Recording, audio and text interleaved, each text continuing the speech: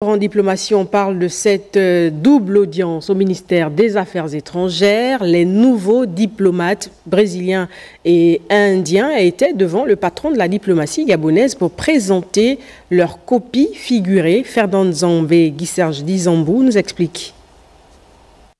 Le Gabon intensifie ses relations diplomatiques avec l'Inde, pays d'Asie qui occupe la 3e place et possède 5% de PDM dans le commerce mondial des produits. Introduit au cabinet du ministre des Affaires étrangères, Valagaleti Samuel L. Surendra, haut commissaire désigné de la République de l'Inde près la République gabonaise, est allé présenter sa copie figurée au ministre Régis Onangadiaï. Il fait mention de développer le secteur du textile et du coton, le Gabon étant en effet une terre d'opportunités. En deuxième heure, le patron de la diplomatie au Gabon a reçu Miguel Griesbach de Pereira Franco, ambassadeur désigné de la République fédérative du Brésil près la République gabonaise. Ils ont devisé sur la plausible construction des usines dans le domaine de l'élevage de bovins et de la production du lait, de l'huile de soja et du manioc. Le Brésil et le Gabon souhaitent intensifier leur coopération également au plan culturel. Autre sujet abordé, l'organisation de la COP30 en novembre prochain. De la biodiversité au cœur d'une séance de travail au ministère de la Pêche entre la ministre Cyrielle Zora Kassa et les acteurs des questions environnementales dans notre pays, élargie aux membres de l'équipe du projet Blue Bond, axé sur la conservation marine. Claude Sage-Boussougou Matumba nous explique.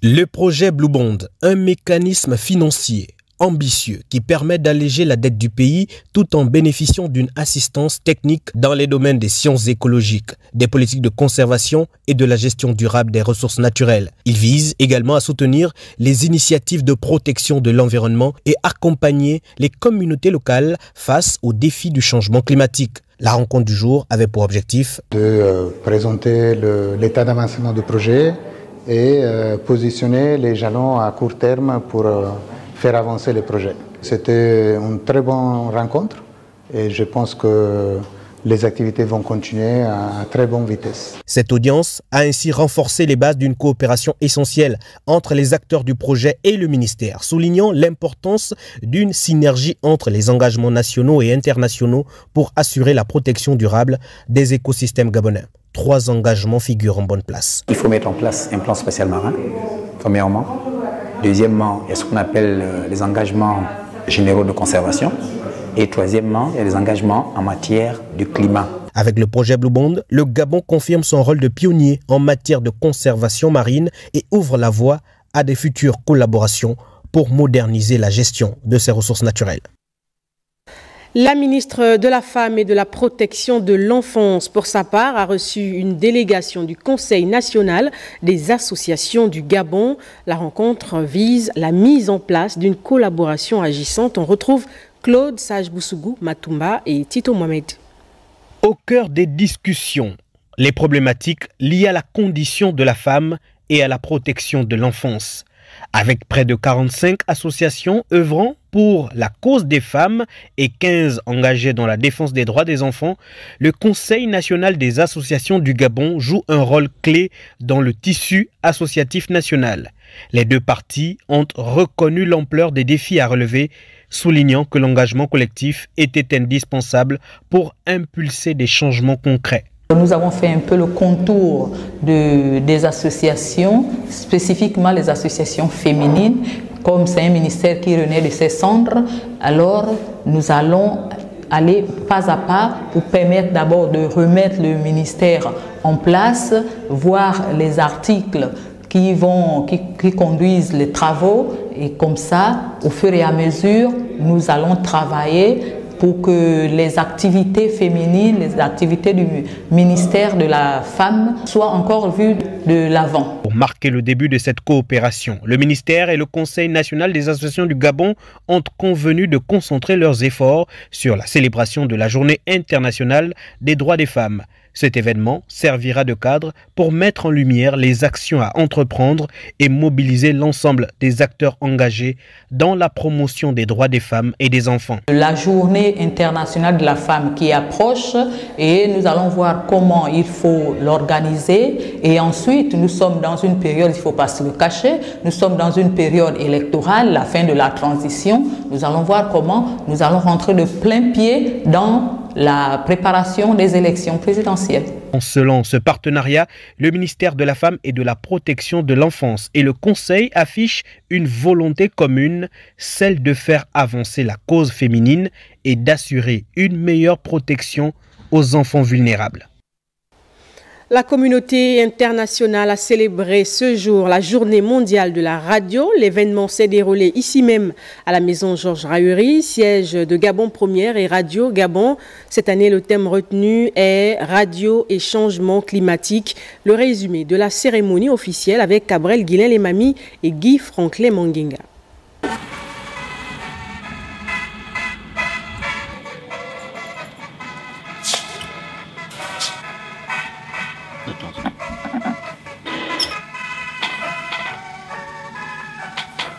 Mesdames et messieurs, bonjour.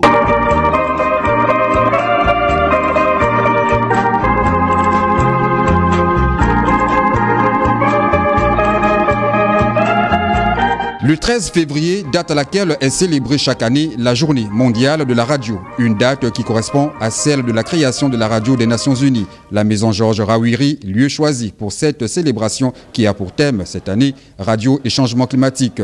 Cette année, nous rendons hommage aux différentes modalités selon lesquelles ce média peut constituer un outil d'adaptation au dérèglement climatique et d'atténuation de ses effets dans le monde en évolution rapide qui est le nôtre. Radio et changement climatique, un thème évocateur qui interpelle les médias, notamment la radio, dans la lutte contre le réchauffement climatique. Un levier incontournable pour sensibiliser, éduquer sur les questions d'environnement. Dans ce cadre, le Conseil économique et social considère que les médias classiques et nouveaux, ainsi que leurs acteurs qui concourent à la chaîne de la communication, ont un rôle essentiel dans leurs émissions d'information, de sensibilisation des citoyens du monde confrontés aux incertitudes multiples. C'est dire combien de fois la radio est un outil qui permet d'atteindre le maximum de personnes au-delà des nouveaux médias. Je saisis donc l'opportunité de cette journée afin de lancer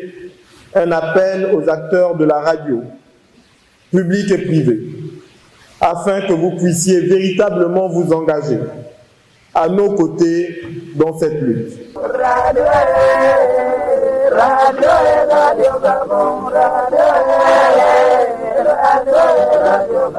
Au moment où l'activité humaine augmente la température dans le monde, la radio pourrait démontrer son importance dans la lutte contre le réchauffement climatique. Et la ministre de la Communication et des Médias présente à cette cérémonie a réitéré l'engagement du président de la transition à construire un Gabon inclusif grâce à la radio, le média le plus rapide. Patrick Simangoy, Rodrigue Simangoy. En venant à Georges Rahuri célébrer ce levier important qu'est la radio à l'occasion de la journée qui lui est dédiée dans un contexte mondial marqué par les changements climatiques, la patronne de la communication et des médias, Laurence Ndong, a réitéré l'engagement du président de la transition, chef de l'État, le général de brigade Brice Clotaire Oligui Nguema, à accompagner la radio gabonaise, la sentinelle de la vérité, dans sa noble mission d'informer, d'éduquer et de sensibiliser où qu'elles se trouvent, les populations gabonaises sur les enjeux du changement climatique devenu une préoccupation planétaire. Le Gabon, nation riche de ses forêts, de sa biodiversité, porte en lui un engagement environnemental fort. Informer, sensibiliser, mobiliser, la radio a un rôle clé à jouer dans cette mission essentielle. La radio demeure ainsi l'instrument idéal pour appeler à l'action. Elle est le premier média à alerter, le premier à informer, le premier à appeler à l'action. Simplement parce que la radio est le média le plus démocratique. C'est le média le plus répandu que l'on peut avoir avec soi partout où l'on se trouve. La vision de la radio, portée par le général de brigade Brice Clotaire Oligingema, au-delà du thème de la journée, est de construire un Gabon solidaire, inclusif, grâce à une radio performante. Notre ambition est donc claire.